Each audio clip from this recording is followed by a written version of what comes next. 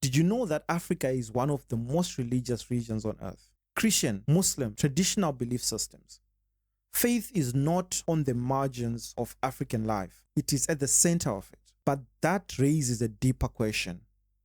Did Africa adopt these religions, or were these religions used to reshape Africa?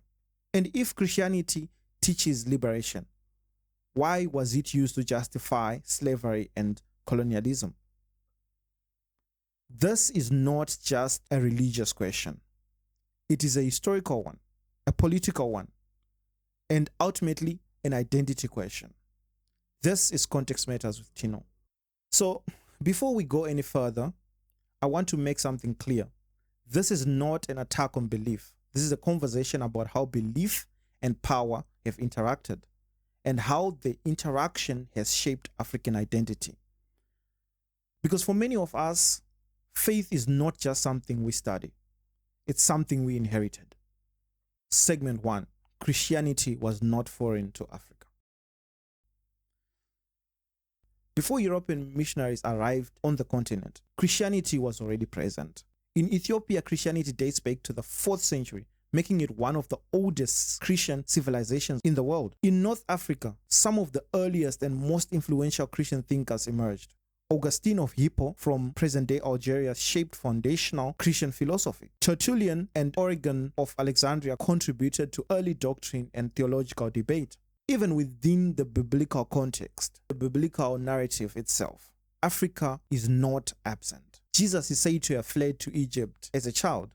Early Christian communities developed in Alexandria, one of the intellectual centers of the ancient world. So historically, Christianity was not introduced to Africa. In many ways, Africa helped shape Christianity. And yet today, many Africans associate Christianity with Europe. That shift did not happen by accident. It happened because religion and empire became intertwined. For me, Christianity was never something I chose. It was something I was born into. It was the default, the only framework I knew growing up. Church was not just religion. It was structure. It was community. It was truth as it was presented to me. And there was no alternative presented, no comparative lenses, no historical context. And at some point, I had to step back and ask a simple question. Where did this version of Christianity come from? Not the belief itself, but the form I received it in. Even something as basic as the word Christian made me pause. The term itself does not appear in the earliest form of the message. It emerges later, shaped by history, language, and identity. So I found myself in a strange position, not rejecting faith, but reevaluating the structure it came in. And that's where this conversation really begins. Segment 2, when faith meets power. During the transatlantic slave trade, Christianity did not just spread. It was positioned. Scripture taught, but selectively. Verses like slaves, obey your earthly masters, were emphasized, while stories of liberation were removed or ignored. This wasn't random. It was intentional framing, because when belief shapes behavior, controlling belief shapes people. And this didn't end with slavery. In South Africa, religion was also used to justify segregation and apartheid. The system was not just political, it was theological. There were interpretations of scripture that suggested separation of race was divinely ordained, that Europeans were chosen, that land, particularly in Southern Africa, was given to them by God. This wasn't just ideology. It was taught, preached, institutionalized, which raises a difficult but necessary question. When religion is used to justify inequality, where does belief end and power begin? Segment 3. Islam's different perception in Africa. Islam followed a different historical path across the continent. Rather than arriving primarily through colonization, it spread through trade networks, scholarship, and cultural exchange. Empires such as Mali, Songhai integrated Islam into governance, education, and economic life.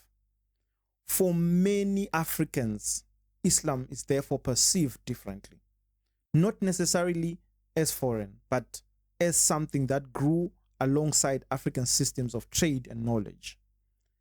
In some regions today, this history shapes contemporary shifts in religious identity. Islam is often seen as structured, consistent, and culturally adaptable. But this is not simply a comparison between Christianity and Islam. It is a reflection of how history shapes perception.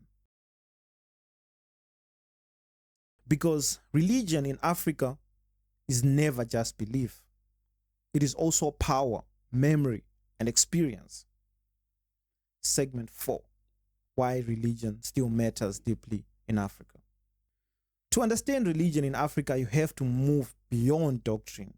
For many Africans, religion is not an abstract system of theology. It is lived reality. It shapes community.